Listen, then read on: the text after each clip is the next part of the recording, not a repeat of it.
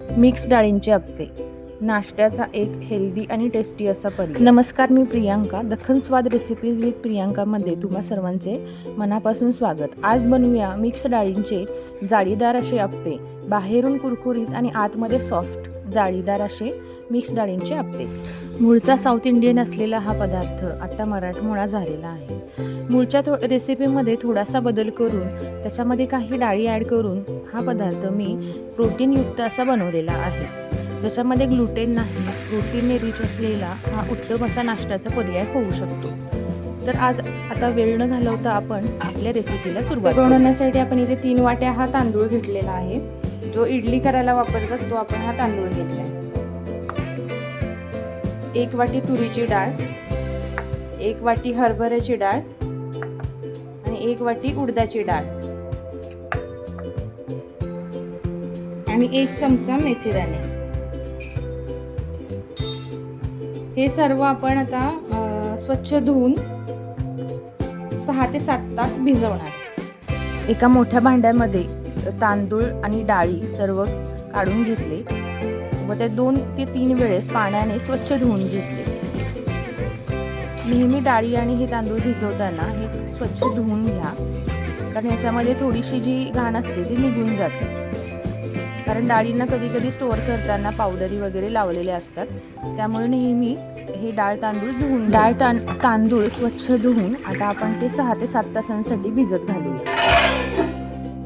6 ते 7 तास डाळ भिजल्यानंतर आता आपण ते मिश्रण मिक्सरला बारीक करून घेणार आहे. इथे तुम्ही बघा, मी नखाने तोडून दाखवते, डाळ भिजलेली आहे चांगली. मिक्सरमध्ये सर्व डाळी वाटून ओव्हरनाईट मी ते फर्मेंट होण्यासाठी ठेवलं होतं. आता बघूया आपलं पीठ कसं फर्मेंट झालेलं आहे ते.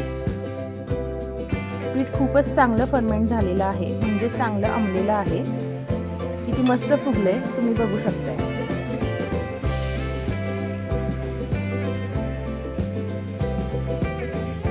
आप्याचं हे छान असं आंबलेलं पीठ तयार झालेलं आहे. आता यामध्ये कोणत्याही प्रकारचा सोडा किंवा इनो वापरायची गरज नाही. हे अगदी पौष्टिक आणि हेल्दी झालेलं आहे, नॅचरली फर्मेंट झालेलं आहे. तर यामध्ये मीठ घालून आपण याचे अप्पे बनवून घेऊया. अप्पे बनवण्यासाठी अप्पे पात्र मी गॅसवरती आधीच ठेवून चांगलं गरम करून घेतलेलं आहे आणि त्याच्या प्रत्येक साच्यामध्ये चमच्याने तेल घालून घेतलेलं आहे. आता या अप्पे पात्रामध्ये आपण एका पळीने हे सर्व बॅटर घालून घेऊया.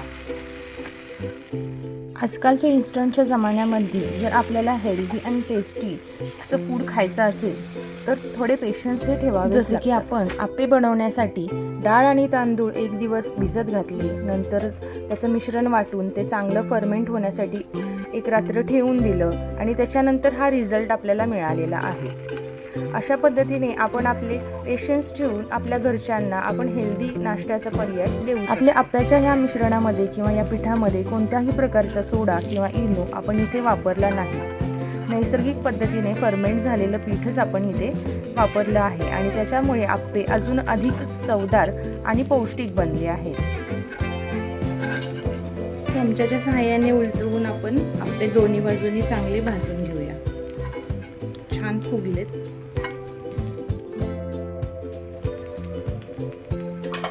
2 मिनिटं चांगले अप्पे भाजून घेतात. अप्पे तयार झालेत, आता आपण ते काढून घेऊया.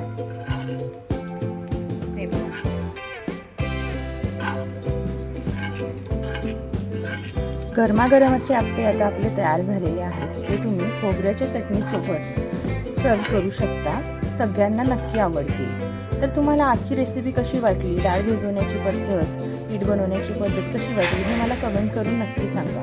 आणि अशाच ऑथेंटिक रेसिपीजसाठी दख्खन स्वाद रेसिपीज विथ प्रियांकाला नक्की सबस्क्राईब करा. पूर्ण व्हिडिओ बघितल्याबद्दल थँक्यू.